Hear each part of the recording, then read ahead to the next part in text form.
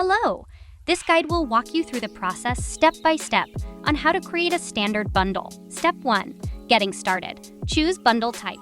The bundle with its own product page will work as a regular Shopify product or a cross-sell widget that appears on product pages with your bundle offer. Click Add Products and choose the items you want in your bundle. You can use the search bar to find them quickly. Select product options if available.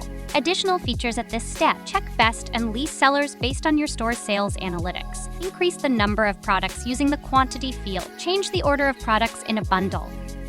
Hide the widget on specific product pages if needed. Split or combine identical elements into one position. After adding products, click Next Step and set up a discount. Here, you can set the discount for your bundle.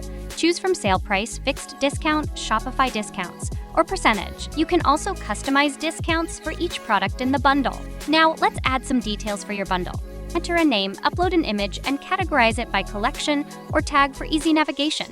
You can also choose how you want your bundle to appear in the cart and at checkout. As multiple products, all bundle products will be displayed in separate lines. As one product, all products will be displayed in one box. Check individual widget settings where you can set up widget title and description, comparing it price, expiration period, and more.